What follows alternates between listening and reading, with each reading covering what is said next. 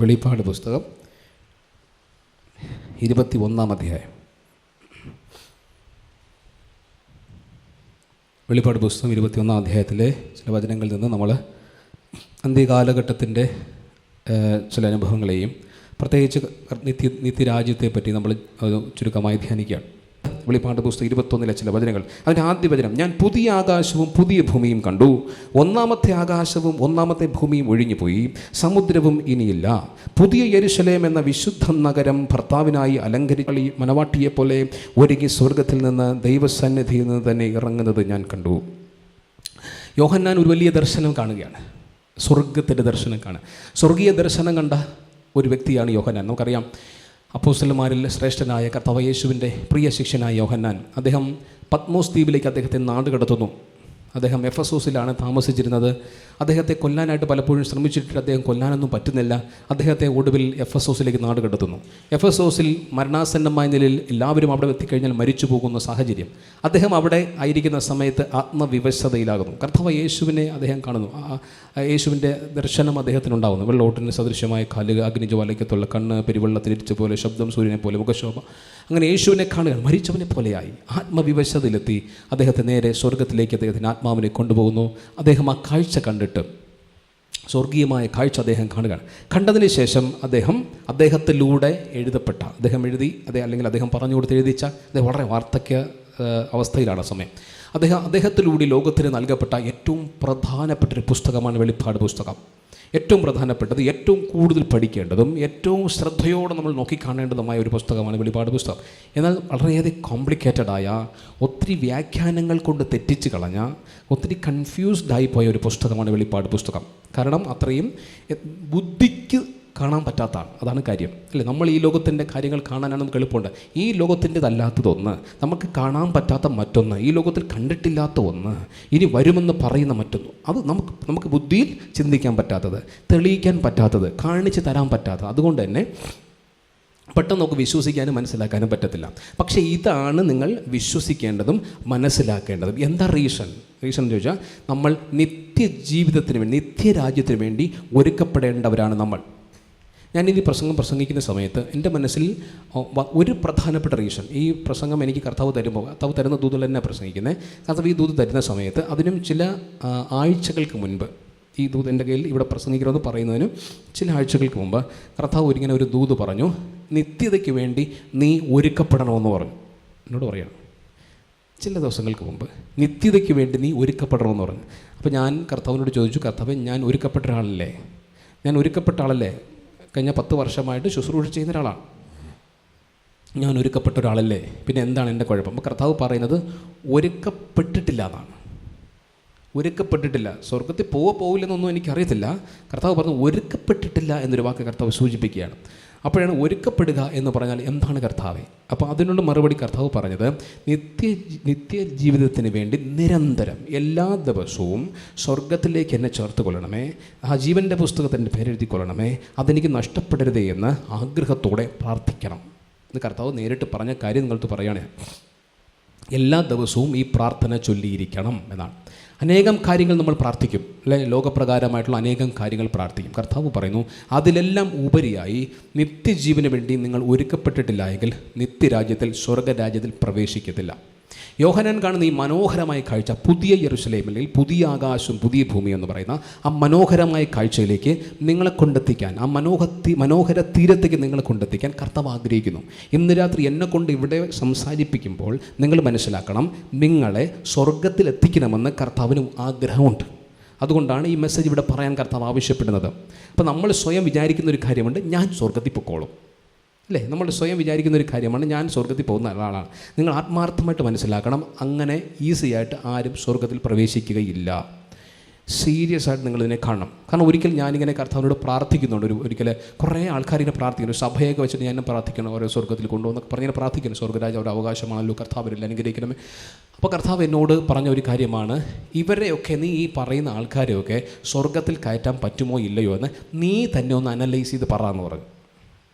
എന്നോട് പറയാം, എല്ലാവരും സ്വർഗത്തിൽ പോകണം നമ്മൾ ആഗ്രഹം. അപ്പോൾ ഞാനിങ്ങനെ പ്രാർത്ഥിക്കുന്ന സമയത്ത് ഓരോരുത്തരായിട്ട് കർത്താവിൻ്റെ മുമ്പിലേക്ക് കാണിച്ചാണ്, ഓരോരുത്തരെയായിട്ട്. അപ്പോൾ ഓരോരുത്തരെ എടുക്കുന്ന സമയത്ത് ഞാൻ തന്നെ ജഡ്ജ് ചെയ്യാനാണ് കർത്താവ് പറയുന്നത്. ഞാൻ തന്നെ, നമുക്ക് ആരും വിധിക്കാൻ അധികാരമില്ല. പക്ഷേ എൻ്റെ പ്രാർത്ഥനയ്ക്കകത്ത് കർത്താവ് അത് ചെയ്തു തരികയാണ്. അപ്പം ഞാൻ ജഡ്ജ് ചെയ്യണം, എന്നെ കൊണ്ട് കർത്താവ് ജഡ്ജ് ചെയ്യിപ്പിക്കണം ഓരോരുത്തരെയും. അപ്പം എനിക്ക് തന്നെ അറിയാവുന്ന അശുദ്ധി പലരിലും ഉണ്ട്. മനസ്സിലാക്കാം, എനിക്ക് തന്നെ അറിയാവുന്ന അശുദ്ധി ആൾക്കാരിലുണ്ട്. കാരണം എനിക്ക് പേഴ്സണലി അറിയാവുന്നതാണ്. നമുക്കും പലപ്പോഴും പലരെയും പറ്റി അറിയാം, അല്ലേ? അപ്പം ഇത് കർത്താവ് മുമ്പിൽ കാണിച്ചിട്ട് വരുന്നു, ഇയാളെവിടെ കയറ്റാൻ പറ്റുമോ, ഇയാളെവിടെ കയറ്റാൻ പറ്റുമോ, ഇയാളെവിടെ കയറ്റാൻ പറ്റുമോ. ഓരോന്നോരോന്നിട്ട് എടുത്ത് വെച്ചിട്ട് നുള്ളിപ്പറക്കി എടുത്തു വന്ന സമയത്ത് ഒരുമാതിരി പേര് 90% പേരും കയറത്തില്ല എന്നായി. സത്യം, 90% പേരും സ്വർഗത്തിൽ കയറത്തില്ല. വേണ്ടപ്പെട്ടവരാണ്, പ്രാർത്ഥിക്കുന്നവരാണ്, ആലയത്തിലേക്ക് വരുന്നവരാണ്. ആ കൂട്ടത്തിൽ അന്ന് കുറേ നാൾ മുമ്പായി സംഭവം, അന്ന് ഞാനും ഏകദേശം അതിനകത്തുണ്ട് എന്നെനിക്ക് മനസ്സിലായി. കുറേ വർഷങ്ങൾക്ക് മുമ്പുള്ള കാര്യം ഞാൻ ഈ പറയുന്നത്. അന്നാണ് ശരിക്കും ഇതിൻ്റെ സീരിയസ്നെസ് ആദ്യമായിട്ട് എനിക്ക് മനസ്സിലാവുന്നത്. ഈസി ആയിട്ട് സ്വർഗരാജ്യത്തിൽ ആരും പ്രവേശിക്കുന്നില്ല എന്ന്. അവിടെയാണ് വിശുദ്ധിയുടെ അതിപ്രധാനമായ ആവശ്യം എന്തെന്ന് എനിക്ക് മനസ്സിലാവുന്നത്. പുതിയ യെരൂശലേം, പുതിയ ആകാശം, പുതിയ ഭൂമി, അതിലേക്കുള്ള പ്രവേശനത്തിന് വാഞ്ചയോടെ കാത്തിരിക്കേണ്ടതിൻ്റെ പ്രാധാന്യം എന്തെന്ന് എനിക്ക് മനസ്സിലാവുന്നു. പ്രിയരെ, ഏറ്റവും പ്രാധാന്യമുള്ള പ്രാർത്ഥനകളിൽ ഒന്നാണ് സ്വർഗരാജ്യത്തിൽ എന്നെ ചേർത്തുകൊള്ളണമേ കർത്താവേ. ഒരുക്കപ്പെടാത്ത ആരും അവിടെ പ്രവേശിക്കത്തില്ല. നമ്മൾ ഈ സഭയിലൊക്കെ ഇരിക്കുന്ന സമയത്ത് നമ്മൾ ഈ അടക്ക ശുശ്രൂഷയൊക്കെ നടത്തുന്ന സമയത്ത് ഒരു വലിയ തെറ്റിദ്ധാരണ ആൾക്കാർക്ക് വരാറുണ്ട്. ഒരു വലിയ തെറ്റിദ്ധാരണ എന്തറിയാമോ? നമ്മൾ അടക്ക ശുശ്രൂഷ പുരോഹിതന്മാർ നടത്തുന്ന സമയത്ത് ആ അടക്ക ശുശ്രൂഷയുടെ ക്രമമുണ്ടല്ലോ, ആരാധനയ്ക്ക് ഉപയോഗിക്കുന്ന ക്രമം, അതെടുത്ത് വായിച്ചിട്ട് പറയും, ഇവരെ നിത്യരാജ്യത്തിലേക്ക് പ്രവേശിപ്പിച്ചതിനായി സ്തോത്രം, നിത്യരാജ്യത്തിലേക്ക് ഞങ്ങൾ തരുന്നു എന്നൊക്കെ പറയില്ലേ. സത്യം തുറന്നു പറയാൻ, മരിച്ചു കഴിഞ്ഞ ഉടനെ പോയി കഴിഞ്ഞു പിന്നെ നമുക്ക് അവർക്ക് നല്ലൊരു അടക്ക ശുശ്രൂഷ കൊടുക്കാന്നുള്ളതേ ഉള്ളൂ. അവർ ഇവിടെ എങ്ങനെയാണോ ജീവിച്ചത്, അവർ വിശുദ്ധരായിട്ടാണോ, അതനുസരിച്ച് സ്വർഗമാണ് തീരുമാനമെടുക്കുന്നത് ഇവരെ സ്വർഗത്തിൽ കയറ്റണമോ വേണ്ടയോ എന്ന്. ജീവൻ്റെ പുസ്തകത്തിൽ പേരെഴുതി കാണാത്ത ആരും സ്വർഗരാജ്യത്തെ പ്രവേശിക്കുകയില്ല. അതിവിടെ അച്ഛൻ പാടിയാലും ശരി, പ്രാർത്ഥിച്ചാലും ശരി, ആരാധനക്രമം ഉപയോഗിച്ചാലും ശരി, നല്ല അടക്ക ശുശ്രൂഷ കിട്ടിയാലും ശരി പോകണമെന്നില്ല. നമ്മൾ പറയുന്നത് കേട്ടിട്ട് ഇടത്തിലേക്ക് ഒരാൾ എൻ്റെ അടുത്ത് ചോദിച്ച ചോദ്യമാണ്. അങ്ങനെയാണ് ചോദിച്ചത്, അച്ഛാ മരിച്ചതിന് ശേഷം നിങ്ങളൊക്കെ ഇങ്ങനെ പറയുമല്ലോ, ഇങ്ങനെ ഈ ആരാധന ചൊല്ലിയും പ്രാർത്ഥിച്ച് നല്ലൊരു അടക്ക ശുശ്രൂഷ കൊടുത്തു കഴിഞ്ഞപ്പോൾ അയാൾ സ്വർഗത്തിൽ പോവില്ലേ എന്നാണ്. അപ്പോൾ ആൾക്കാർ തെറ്റിദ്ധരിച്ചിരിക്കുകയാണ്.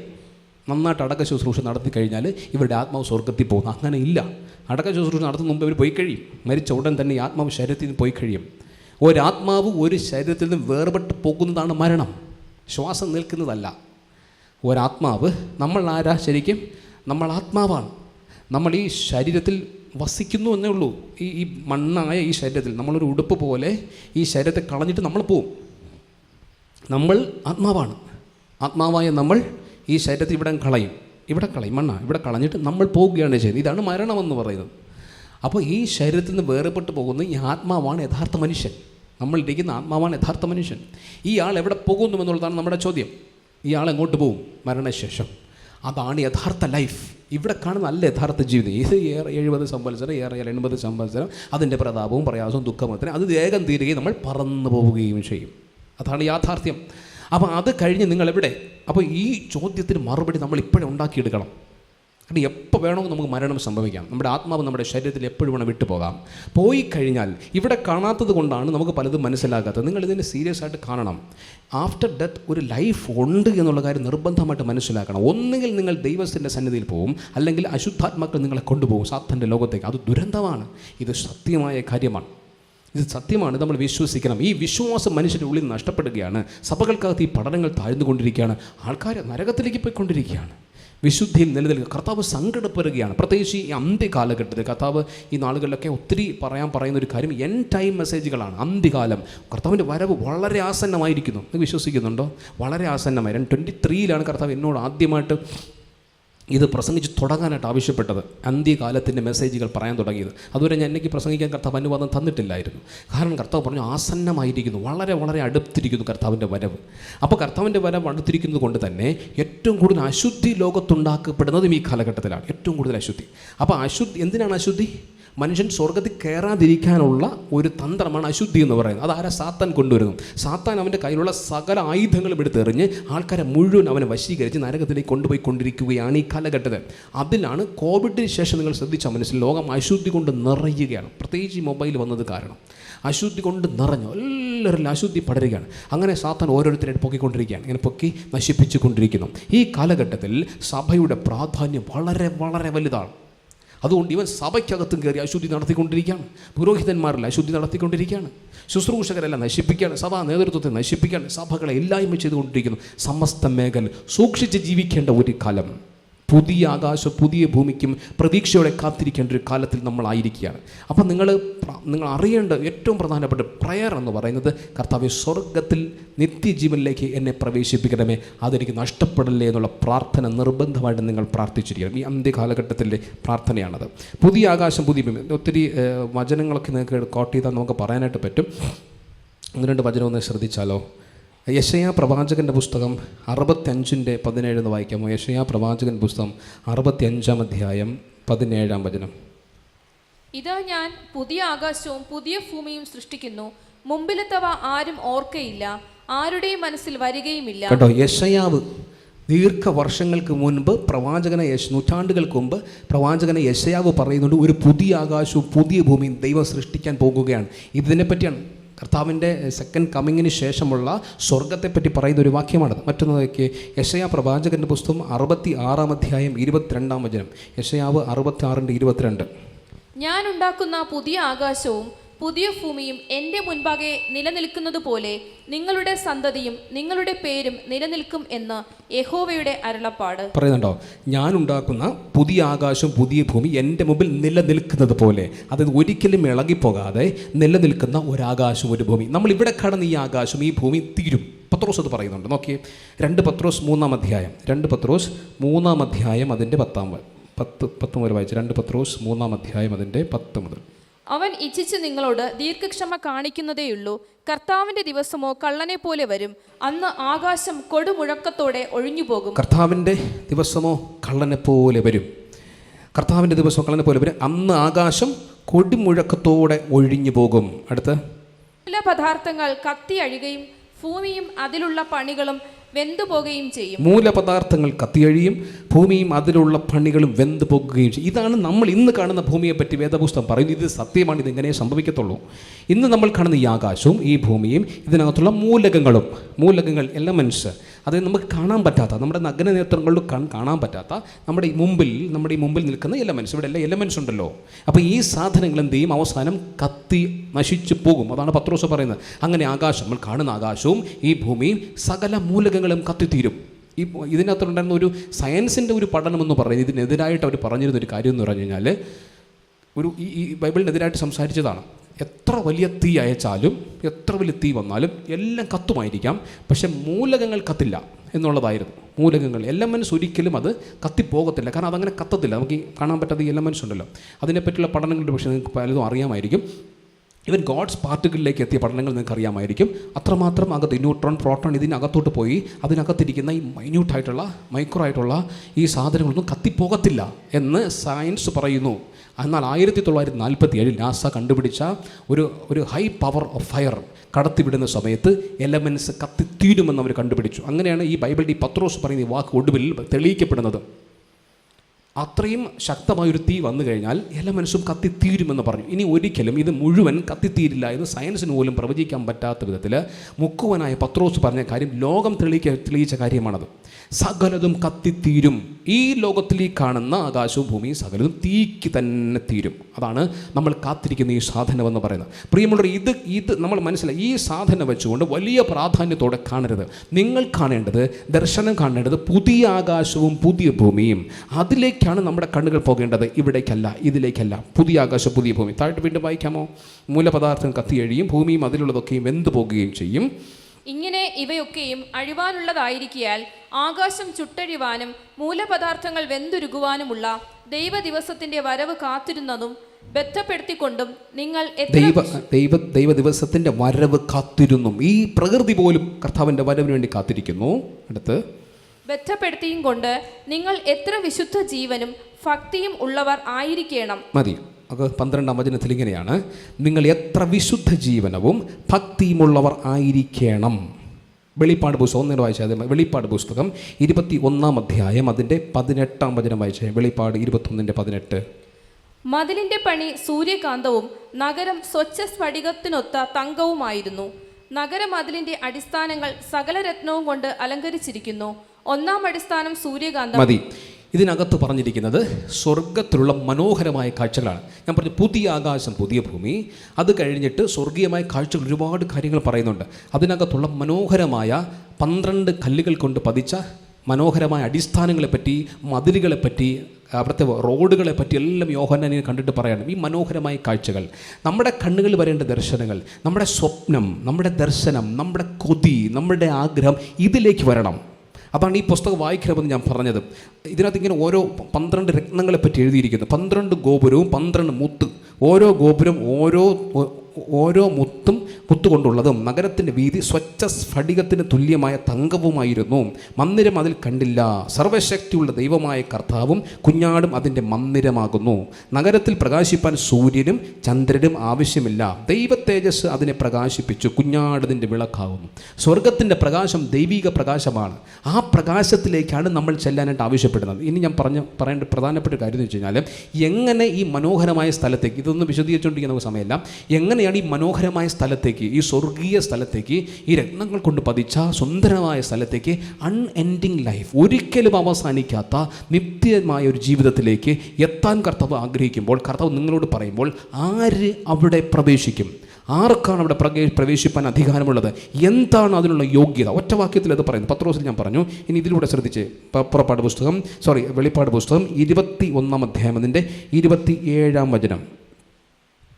കുഞ്ഞാടിന്റെ ജീവപുസ്തകത്തിൽ എഴുതിയിരിക്കുന്നവരല്ലാതെ അശുദ്ധമായത് യാതൊന്നും മ്ലേച്ഛതയും ഫോഷ്കും പ്രവർത്തിക്കുന്നവൻ ആരും അതിൽ കടക്കയില്ല. കണ്ടോ? ഇതാണ് അതിൻ്റെ അടിസ്ഥാനം. മനോഹരമായിട്ട് അവിടെ വ്യക്തമായിട്ട് പറയുന്നുണ്ട്. കുഞ്ഞാടിൻ്റെ ജീവപുസ്തകത്തിൽ എഴുതിയിരിക്കുന്നവരല്ലാതെ അശുദ്ധമായത് യാതൊന്നും മ്ലേച്ഛതയും ഫോഷ്കും പ്രവർത്തിക്കുന്നവൻ ആരും അതിൽ കടക്കയില്ല. മ്ലേച്ഛത, ഫോഷ്ക്, അശുദ്ധമായത് പ്രവർത്തിക്കുന്ന ആരും സ്വർഗത്തിൽ പ്രവേശിക്കുകയില്ല. തിരിഞ്ഞു ചിന്തിക്കണം. നമ്മൾ വളരെ സീരിയസ് ആയിട്ട് കാണേണ്ട ഒരു കാര്യമാണ് അശുദ്ധി. നമ്മളിൽ അശുദ്ധി ഉണ്ടോ? നമ്മുടെ കണ്ണുകളിൽ അശുദ്ധി ഉണ്ടോ? സ്വർഗത്തിൽ പ്രവേശിക്കില്ല. ഉറപ്പാണ് സ്വർഗരാജ്യത്തിൽ. അതാണ് ഒരു തെറ്റിദ്ധാരണയാണ് മനുഷ്യൻ്റെ. ദൈവം പാവമാണ്, ദൈവം ക്ഷമിച്ചോളും, കുഴപ്പമൊന്നുമില്ല, കർത്താവ് ക്ഷമിച്ചോളും. ഇങ്ങനെ ഒരു തെറ്റിദ്ധാരണ കൊണ്ട് മനുഷ്യൻ പാപം ചെയ്ത് അങ്ങ് ജീവിക്കുകയാണ്. ഈ ലോകത്തിൻ്റെ സുഖലോലുപതകൾ പൊളച്ച് മന്ദിച്ച് ജീവിക്കുന്നു. പ്രിയ സഹോദര സഹോദരി, മാതാപിതാക്കളെ, കുഞ്ഞുങ്ങളെ, ഞാൻ ആത്മാർത്ഥമായി നിങ്ങളടുത്ത് പറയുന്നു, കർത്താവ് വലിയ ബോധ്യം നിങ്ങളടുത്ത് പറയുന്നു, സ്വർഗരാജ്യത്തിൽ പ്രവേശിക്കുകയില്ല. ഒരശുദ്ധിയും അവിടെ പ്രവേശിക്കുകയില്ല. ജീവപുസ്തകത്തിൽ പേരെഴുതുന്നത് വിശുദ്ധരുടെ പേരുകൾ മാത്രമാണ്. വിശുദ്ധ പദവിയിൽ വരുന്നവർക്ക് മാത്രമേ അവിടുത്തെ പ്രവേശനമുള്ളൂ. അവിടെ അശുദ്ധിയില്ല. അവിടെ എഴുതിയിരിക്കുന്നു, അശുദ്ധമായത് യാതൊന്നും, മ്ലേച്ഛത, പോഷ്ക്, മ്ലേച്ഛത. ഞാൻ പറഞ്ഞു കണ്ണുകൾ കൊണ്ട്, ഇന്നലെ ഞാൻ സൂചിപ്പിച്ചു, നിങ്ങളുടെ നാവുകൾ കൊണ്ട് സംസാരം ശ്രദ്ധിക്കുക. നിങ്ങളുടെ തെറ്റായ സംസാരങ്ങൾ, കുറ്റം പറച്ചിലുകൾ, നുണ പറച്ചിലുകൾ, ചീത്തവിളി, അശുദ്ധമായ മ്ലേച്ഛമായ സംസാരങ്ങൾ, മ്ലേച്ഛമായ നോട്ടങ്ങൾ, ലൈംഗിക പാപങ്ങൾ, കോപം, ക്രോധം, ശാഠ്യം, ദ്വന്ദ്വപക്ഷം, ഭിന്നത, അസൂയ, പക, വിദ്വേഷം, പിണക്കം, ജാരശങ്ക, ഇങ്ങനെ എഴുതിപ്പോകുന്നു. ജഡത്തിൻ്റെ സ്വഭാവങ്ങൾ 15 ഗലാത്യർക്കെഴുതിയ ലേഖനം 5 അധ്യായത്തിൽ ഒരെണ്ണം സ്വർഗത്തിൽ പ്രവേശിക്കത്തില്ല. അശുദ്ധി, മ്ലേച്ഛത, തിന്മകൾ കയറില്ല. അതിവിശുദ്ധമായ ഒരു സ്ഥലം, പുതിയ ആകാശം പുതിയ ഭൂമി, മണവാട്ടിക്ക് വേണ്ടി ഒരുക്കപ്പെട്ട ജെറുസലേം പോലെ എഴുന്നള്ളി വരുന്ന മനോഹരമായ സ്ഥലം, രത്നങ്ങൾ കൊണ്ട് പതിപ്പിച്ച അടിസ്ഥാനങ്ങൾ, മനോഹരമായ ആ കാഴ്ച കണ്ടിട്ട് യോഹന്നാൻ കാണുകയാണ്. ജീവപുസ്തകത്തിൽ പേരെഴുതി കാണുന്നവർ, അതിൽ വിശുദ്ധർ മാത്രം. മ്ലേച്ഛതയും അശുദ്ധിയും തിന്മകളുമുള്ള ആരും അതിനകത്ത് പ്രവേശിക്കത്തില്ലെന്ന് വ്യക്തമായിട്ട് പഠിപ്പിക്കുന്നു. പ്രിയമുള്ളവരെ, ക്രിസ്ത്യാനി അല്ല സ്വർഗത്തിൽ പോകുന്നത്. ബൈബിൾ കൊണ്ട് നടക്കുന്ന വ്യക്തികളല്ല സ്വർഗത്തിൽ പോകുന്നുവെന്ന് പറഞ്ഞത്.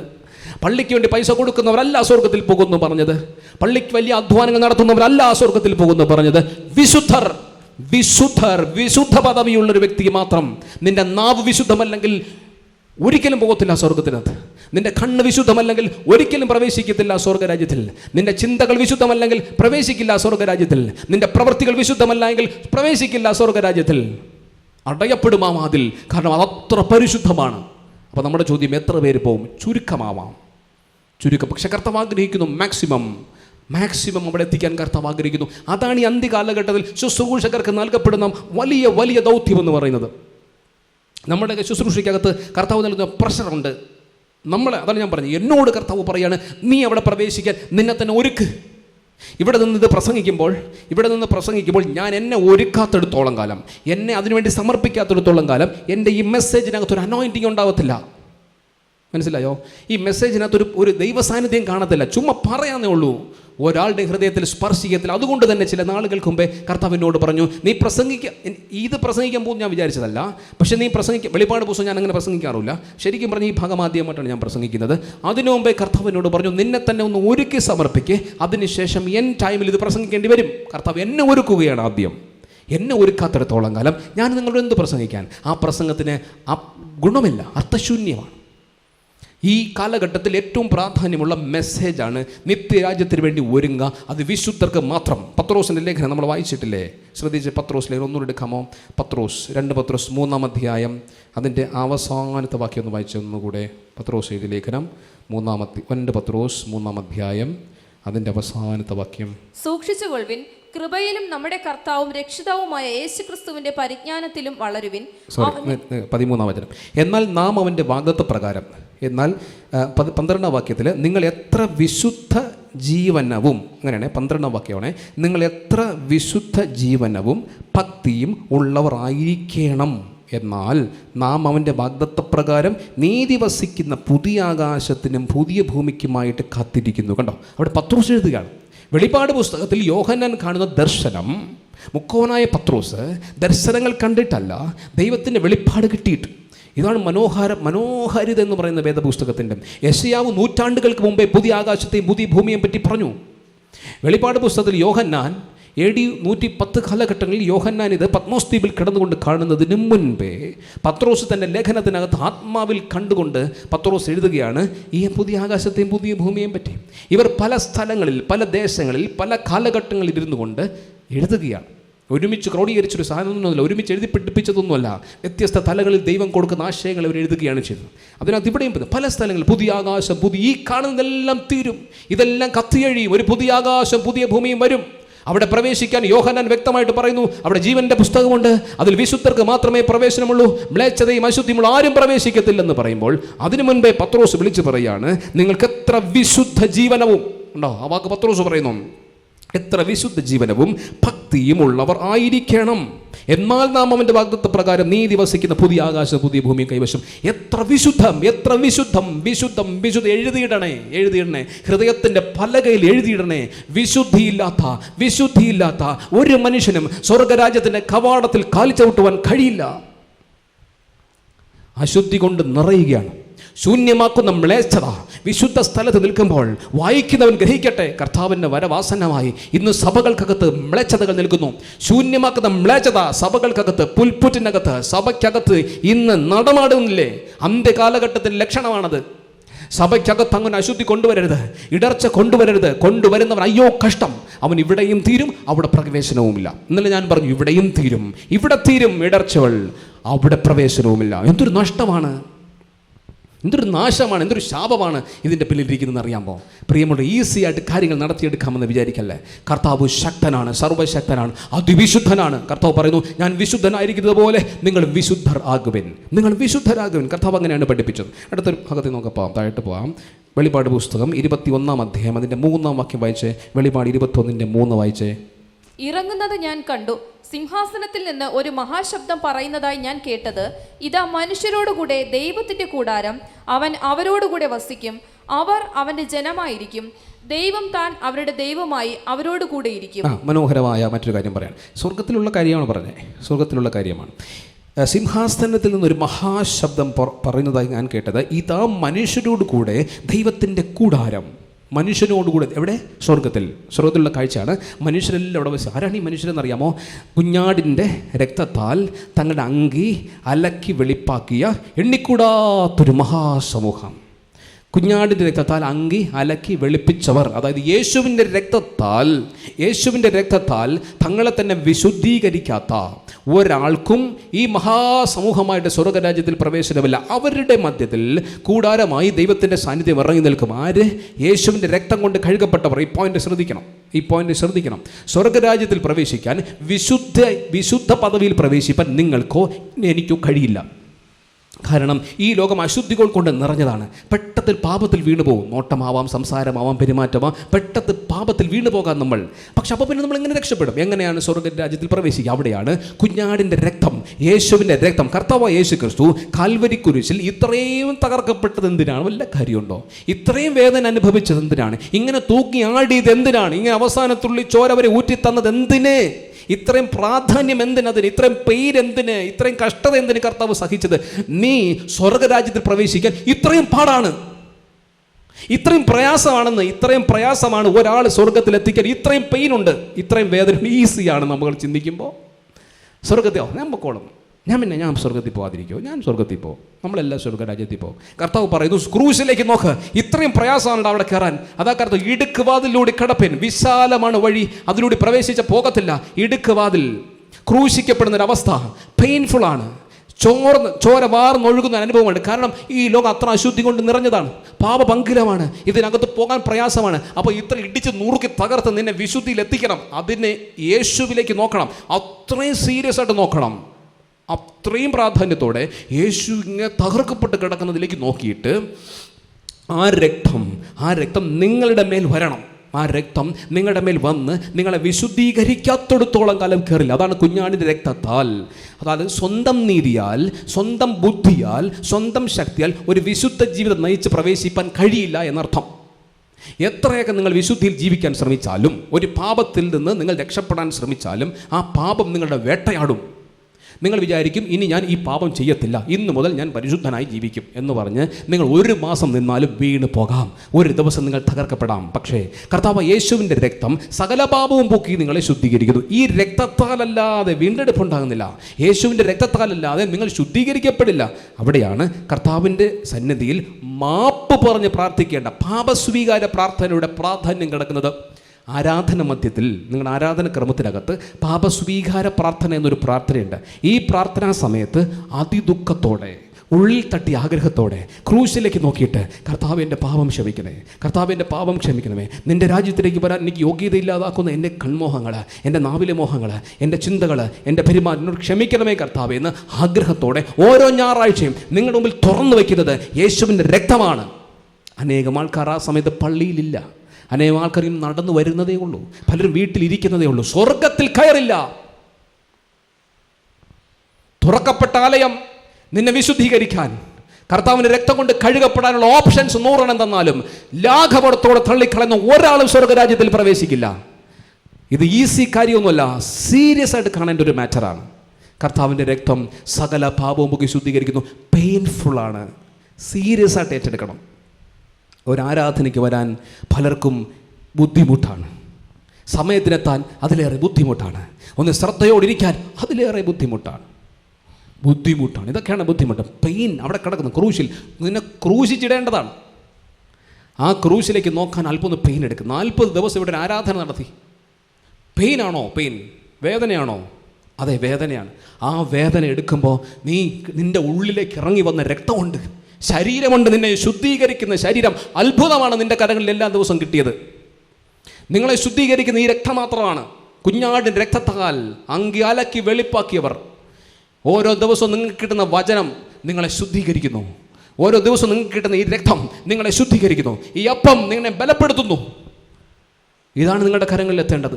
ഇതിലൂടെ മാത്രമേ ഒരാൾ വിശുദ്ധിയിലെത്തൂ, പാപത്തിൽ നിന്ന് രക്ഷപ്പെടാൻ പറ്റൂ.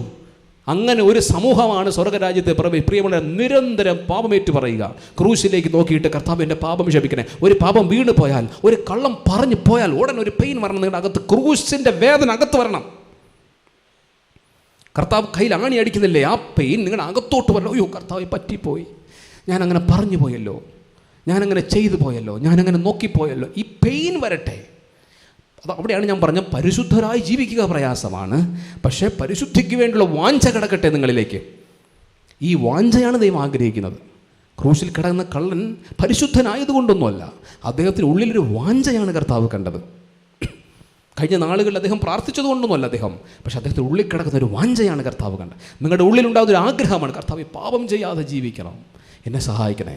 പാപം ചെയ്തു പോകുന്ന സമയത്ത് ഒരു വേദന അകത്തോട്ട് പറഞ്ഞു, അയ്യോ ഞാൻ കുറ്റം പറഞ്ഞു പോയല്ലോ, ക്ഷമിക്കണേ കർത്താവ്, എൻ്റെ രക്തം കൊണ്ട് എന്നെ കഴുകണമേ. അയ്യോ ഞാൻ ദേഷ്യപ്പെട്ടു പോയല്ലോ, എന്നോട് ക്ഷമിക്കണേ കർത്താവ്. അയ്യോ ഞാൻ അസൂയ തോന്നിപ്പോയല്ലോ കർത്താവ്, എന്നോട് ക്ഷമിക്കണേ. ഒരു ജഡിക മോഹമിൽ വന്നു പോയല്ലോ കർത്താവ്, എന്നോട് ക്ഷമിക്കണമേ.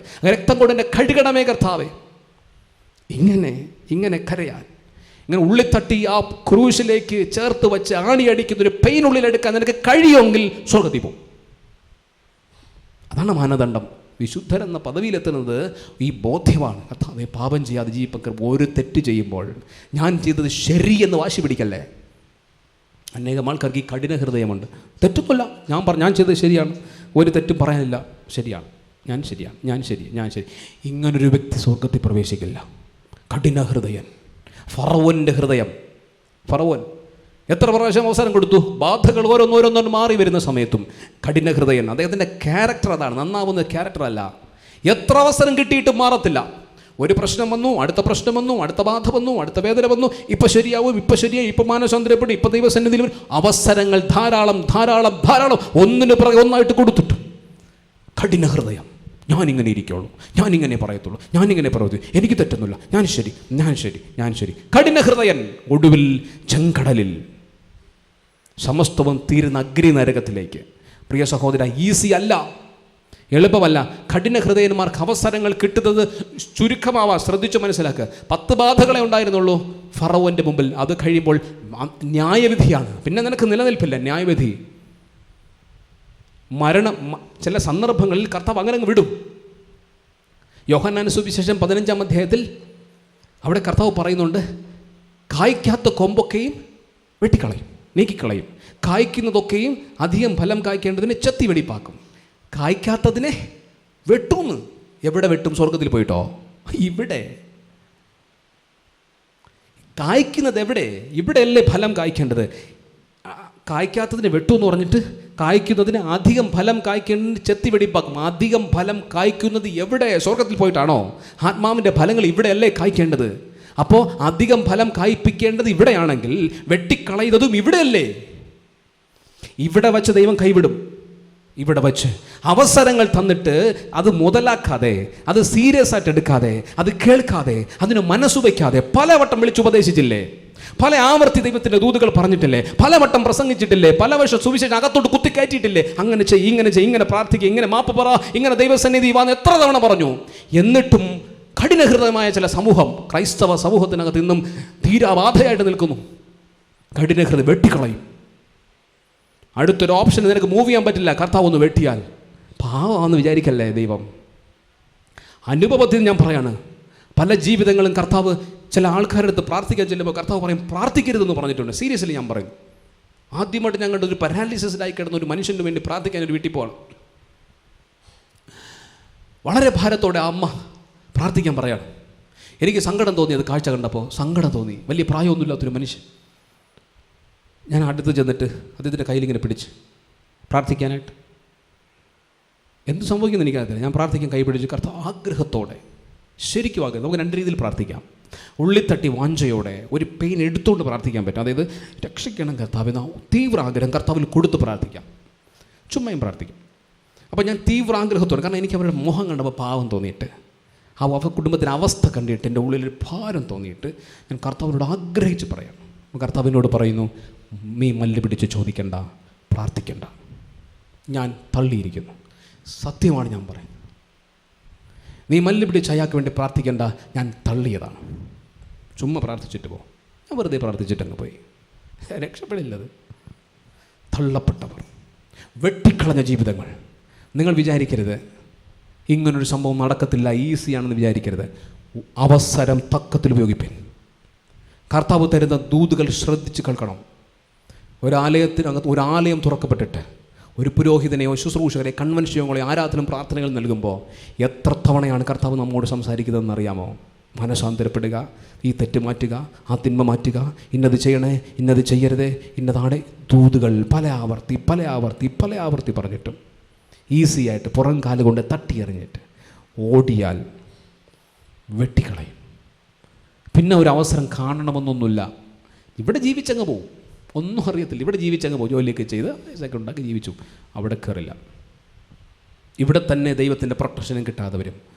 പ്രിയമുള്ള മനസ്സിലാക്കുക, നിങ്ങൾക്ക് ദൈവം തന്നിരിക്കുന്ന ഓപ്ഷൻ ക്രൂശാണ്.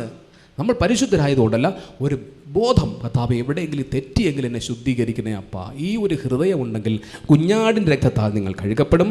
അവിടെ നിൽക്കും, അവിടെ ദൈവത്തിൻ്റെ കൂടാരം, മനുഷ്യനോടുകൂടെ ദൈവത്തിൻ്റെ കൂടാരം. അതാണ് നമ്മൾ വായിച്ചു കേട്ടെ, മനുഷ്യനോടുകൂടെ ദൈവത്തിൻ്റെ കൂടാരം. ഇതിൻ്റെ കണക്ഷൻ കിടക്കുന്നത് സ്വർഗത്തിൽ സാധനം അല്ലിത്, സ്വർഗത്തിൽ മാത്രമുള്ളതൊന്നുമല്ല. അത് ഇവിടെ അത് കറക്റ്റായിട്ട് പറഞ്ഞിട്ടുണ്ട്. അതാണ് ഞാൻ പറഞ്ഞു വന്നത്. അതാണ് ആ ഭാഗം ഒന്ന് വായിച്ച ലേവ്യ പുസ്തകം ഒന്ന് വായിക്കാം. ലേവ്യ പുസ്തകം 26-ാം അധ്യായം 11-12 വായിക്കാമോ? ലേവ്യ പുസ്തകം 26-ാം അധ്യായം 11-12 വചനങ്ങൾ. ഞാൻ എൻ്റെ നിവാസം നിങ്ങളുടെ ഇടയിൽ ആക്കും. ഞാൻ എൻ്റെ നിവാസം നിങ്ങളുടെ ഇടയിലാക്കും. എന്റെ ഉള്ളം നിങ്ങളെ വെറുക്കയില്ല. എൻ്റെ ഉള്ളം നിങ്ങളെ വെറുക്കയില്ല. ഞാൻ നിങ്ങളുടെ ഇടയിൽ സഞ്ചരിച്ചു കൊണ്ടിരിക്കും. ഞാൻ നിങ്ങളുടെ ഇടയിൽ സഞ്ചരിച്ചു കൊണ്ടിരിക്കും. മനസ്സിലായോ? അവിടെ ഞാൻ നിങ്ങളുടെ അടുക്കൽ വന്ന് വസിക്കും. ലേവ്യ പുസ്തകത്തിൽ ദൈവത്തിൻ്റെ സ്വന്തം ജനത്തോട് ദൈവം പറയുന്നു, ഞാൻ നിങ്ങളുടെ ഇടയിൽ വന്ന് വസിക്കും. ഇതേ സാധനമാണ് അവിടെ പറഞ്ഞത്. സ്വർഗത്തിൽ പറയാണ്, ഇതാ മനുഷ്യനോടുകൂടെ ദൈവത്തിൻ്റെ കൂടാരം, ദൈവം വന്ന് മനുഷ്യരോടുകൂടെ വസിക്കും.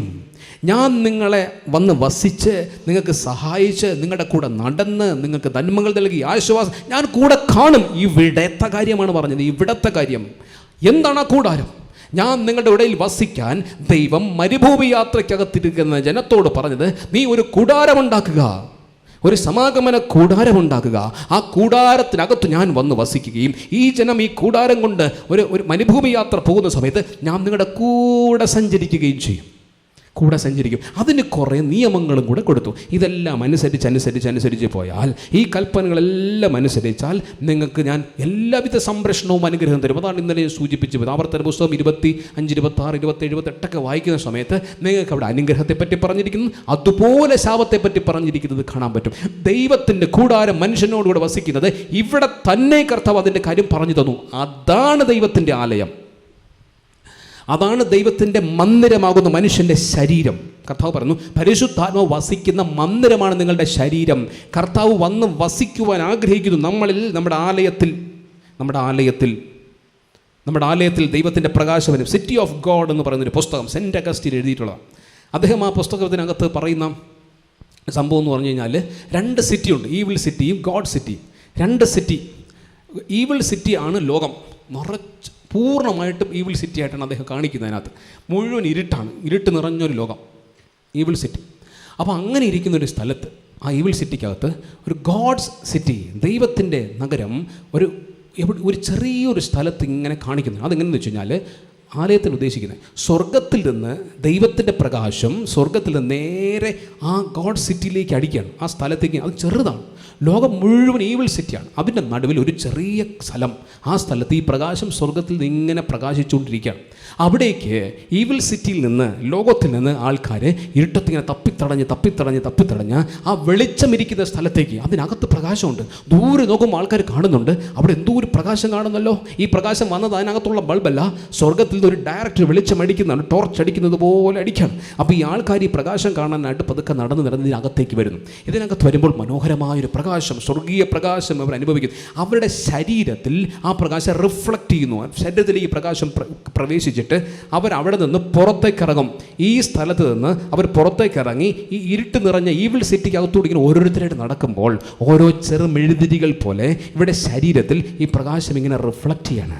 അതിനകത്ത് കയറിയ സമയത്ത് അവിടെ ഉള്ളിലേക്ക് കയറിയ പ്രകാശം പുറത്തിങ്ങനെ ഒഴുകി ഓരോരുത്തരും അവിടെ പോവുകയാണ്. ഇവർ പോകുന്ന സ്ഥലത്തെല്ലാം ഇത് കൊണ്ടുവന്ന് വയ്ക്കുക. അവിടെ ഓരോ പ്രകാശത്തിൻ്റെ മുകുളങ്ങൾ അവിടെ ഉണ്ടാവുകയാണ്. ഇങ്ങനെയാണ് സുവിശേഷം സ്പ്രെഡ് ചെയ്യപ്പെട്ടത്. സിറ്റി ഓഫ് ഗോഡ്, ദൈവത്തിൻ്റെ രാജ്യം ഇങ്ങനെയാണ് പണിയപ്പെട്ടത്. ഇവിടെ ദൈവത്തിൻ്റെ കൂടാരം മനുഷ്യനോടുകൂടെ ഇവിടെ ദൈവം ആദ്യം സംജാതം ചെയ്യിപ്പിച്ചു. അതിനകത്ത് നീ പ്രവേശിക്കണം. അതിനകത്ത് പ്രവേശിച്ചതിന് ശേഷം അതിൻ്റെ ഒറിജിനൽ വേർഷൻ നിങ്ങൾ സ്വർഗത്തിൽ ചെല്ലുമ്പോൾ കാണാൻ പറ്റും. ഇതാ മനുഷ്യനോടൊപ്പം ദൈവത്തിൻ്റെ കൂടാരം. ആ ഫുൾ പ്രകാശം അവിടെ സൂര്യൻ്റെ പ്രകാശമല്ല, അവിടെ ചന്ദ്രൻ്റെ പ്രകാശമല്ല, ജീവനുള്ള ദൈവത്തിൻ്റെ പ്രകാശം. അതിനകത്ത് മനുഷ്യൻ വസിക്കുകയാണ്. അതിന് നിന്നെ ഇവിടെ പഠിപ്പിക്കുകയാണ്, ഇവിടെ ട്രെയിൻ ചെയ്യിക്കുന്നു. നീ ആലയത്തിനകത്ത് വരണം, ഈ പ്രകാശം കൊണ്ടുപോ നിന്റെ വീട്ടിനകത്തേക്ക്. അനേകം ആൾക്കാർക്ക് ആലയത്തിനകത്ത് വരാൻ കഴിയുന്നില്ല, ആരാധനയ്ക്ക് സംബന്ധിപ്പാൻ കഴിയില്ല, ശുശ്രൂഷകൾ എത്ര കിട്ടിയാലും അത് സ്വീകരിപ്പാൻ കഴിയില്ല. ലാഘവ ബുദ്ധിയോടെ തള്ളിക്കളയും. ഓർത്തോ, സ്വർഗത്തിൽ ചെല്ലുമ്പോൾ ദൈവം നിന്നോട് ചോദിക്കും, ഇതാ മനുഷ്യനോട് കൂടെ ദൈവത്തിൻ്റെ കൂടാരം എന്ന് പറയുന്ന മനോഹരമായ സവിധത്തിലേക്ക് പ്രവേശിക്കുക. നീ യോഗ്യനല്ല, കാരണം അവിടെ തന്നപ്പോൾ നീ എന്തേ സ്വീകരിച്ചില്ല? ഈ ചോദ്യത്തിന് മറുപടി കൊടുക്കേണ്ടി വരും. അവിടെ തന്നപ്പോൾ നീ എന്ത് നിസ്സാരമാക്കി കളഞ്ഞു? അന്ന് നിനക്ക് ലോകത്തിൻ്റെ കാര്യങ്ങൾ, നിന്റെ തൊഴിൽ, നിന്റെ വിദ്യാഭ്യാസം, നിന്റെ കുടുംബകാര്യങ്ങൾ, നിന്റെ സിനിമ, നിന്റെ സീരിയല്, മൊബൈൽ ഫോൺ, അത് ഇതും ചപ്പും ചവറും, ഇരുട്ട് നിറഞ്ഞ ലോകം, അന്ധകാര ശക്തികൾ പടുക്കുഴിക്കാതെ തള്ളിയിടുന്ന ഇരുട്ടിന്റെ ആധിപത്യത്തിന്റെ പിന്നാലെ പോയ നീ അവിടെ പ്രവേശിക്കില്ല എന്നാണ് പറഞ്ഞത്. ഇവിടെയുണ്ട് അതിൻ്റെ പ്രതിഫലനം. സ്വർഗത്തിൽ പോകാൻ നമ്മൾ റെഡിയായിരിക്കണം. ഇവിടുത്തെ ട്രെയിനിങ് പൂർത്തിയാക്കാതെ, ഇവിടെ ദൈവം വച്ചേക്കുന്ന വ്യവസ്ഥകൾ പാലിക്കാത്ത ഒരാളും വിശുദ്ധ പദവിയിൽ കയറില്ല. യേശുവിൻ്റെ രക്തത്താൽ കഴുകപ്പെടാതെ ആരും കയറില്ല. ദൈവം വച്ചിരുന്ന കൂടാരത്തിനകത്ത് പ്രവേശിച്ച് ഈ പ്രകാശം നിന്റെ ശരീരത്തിൽ റിഫ്ലക്ട് ചെയ്യാത്തിടത്തോളം കാലം അവിടെ പ്രവേശിക്കത്തില്ല. അതാ കർത്താവ് വേദപുസ്തകം വ്യക്തമായിട്ട് പൗലോസ് പറയുന്ന ഒരു കാര്യമാണ്, പരിശുദ്ധാത്മാവ് നിന്നെ സ്വർഗത്തിലേക്ക് കൊണ്ടുപോകുമെന്ന് പറയുന്നു. നിന്റെ ആത്മാവിനെ സ്വർഗത്തിലേക്ക് പരിശുദ്ധാത്മാവാണ് കൊണ്ടുപോകുന്നത്. അതിനർത്ഥം നിങ്ങളിൽ പരിശുദ്ധാത്മാവ് വന്ന് വസിക്കണം. ഇതാ മനുഷ്യനോടുകൂടെ ദൈവത്തിൻ്റെ കൂടാരം. അതാണ് യേശുക്രിസ്തു പറഞ്ഞു, ഞാൻ പോകുന്നു, പക്ഷേ കാര്യസ്ഥൻ നിങ്ങളുടെ അടുക്കൽ വരും. അപ്പോസ്തലന്മാർ ഒരുമിച്ച് കൂടി പ്രാർത്ഥിച്ചുകൊണ്ടിരിക്കുന്ന സമയത്ത് പരിശുദ്ധാത്മാവ് അവരുടെ മേൽ വന്നു. അഗ്നിനാവുകളിൽ അവർക്ക് പ്രത്യക്ഷപ്പെടുന്നു. ഓരോരുത്തരുടെ മേലും പതിഞ്ഞു. അവർ അന്യഭാഷകളിൽ സംസാരിക്കാൻ തുടങ്ങി. അവർ ശക്തി പ്രാപിച്ചു. ലോകത്തിൻ്റെ അറ്റത്തോളം സുവിശേഷമായി പോയി. എന്ത് വെളിച്ചം, ആത്മാവിൻ്റെ ശക്തി, തീ അവരുടെ മേൽ വന്നപ്പോൾ അവർ പുറത്തേക്ക് ഇറങ്ങി. ഇരുട്ട് നിറഞ്ഞ് ഈവിൾ സിറ്റിക്കകത്ത് അവർ പ്രകാശമായിട്ട് ചലിക്കാൻ തുടങ്ങി. ഓരോ സ്ഥലത്തും അവിടെ സഭകൾ സ്ഥാപിക്കാൻ തുടങ്ങി. ലോകം മുഴുവൻ സുവിശേഷം വ്യാപരിക്കാൻ തുടങ്ങി. വെളിച്ചം. ആ വെളിച്ചത്തിനകത്ത് ഇരുട്ടിക്കിടക്കുന്നവൻ കയറിയേ പറ്റൂ. ഇതിനകത്ത് കയറാത്തവൻ അവിടെ കയറില്ല. ആലയം സൂക്ഷിച്ചുപയോഗിക്കണം. ആലയത്തിൽ കാല് ചവിട്ട് മുമ്പേ ഒരു വട്ടം നിന്ന് പ്രാർത്ഥിക്കണം. പുറത്ത്, കർത്താവേ ഞാൻ യോഗ്യനല്ല, എൻ്റെ ആലയം പ്രാർത്ഥനാലയം. നിങ്ങളോ ഇതിനെ കള്ളന്മാരുടെ ഗുഹയാക്കി. കർത്താവിൻ്റെ വേദനയായിരുന്നത്. കണ്ണുനീര്. ഇന്ന് സഭകളെടുത്ത് പഠിച്ചു നോക്ക്. നമ്മുടെ സഭകൾക്കകത്തൊക്കെ എന്തൊക്കെ സംഭവിക്കുന്നു. ഞാൻമിടുക്ക് കാണിക്കാൻ, അധികാരം പിടിച്ചെടുക്കാൻ, അധികാര കസേരയിലിരിക്കാൻ, ഓരോരുത്തരും മല്ല് പിടിക്കാൻ, ഓരോരുത്തരും ചാട്ട എടുത്തുകൊണ്ട് ഇറങ്ങിയിരിക്കുകയാണ്. ന്യായവിധി ഉണ്ടാവും. അവിടെ പ്രവേശിക്കില്ല. ഇവിടെ കസേരയ്ക്ക് അടിപിടിയായിരിക്കാം, അവിടെ പ്രവേശിക്കുക. പ്രിയമുള്ള സഹോദരങ്ങളെ, നിങ്ങൾക്ക് ദൈവം നൽകിയിരിക്കുന്ന മനോഹരമായ ആലയത്തെ സ്വർഗമാക്കി മാറ്റാൻ നിങ്ങൾക്ക് കഴിയും. അതാണ് കർത്താവ് പറഞ്ഞത്, ദൈവരാജ്യം നിങ്ങളുടെ ഇടയിൽ തന്നെയുണ്ട്.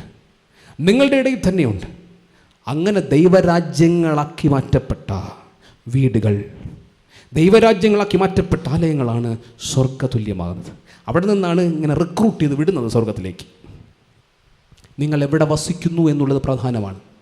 നിങ്ങൾ വസിക്കുന്ന വീട് പ്രധാനമാണ്. ഇന്നലെ ഞാൻ സൂചിപ്പിച്ചു, മെനഞ്ഞാന്ന് സൂചിപ്പിച്ചു, വീടുകൾക്കകത്ത് പിശാചിനെ വിളിച്ചു വരുത്തരുത്. നുണ പറഞ്ഞും കുറ്റം പറഞ്ഞും അശുദ്ധങ്ങൾ കണ്ടും അശുദ്ധ സിനിമകൾ കണ്ടും അശുദ്ധ വീഡിയോസ് കണ്ടും വീടിൻ്റെയും ഭൂമിയെ നശിപ്പിക്കല്ലേ.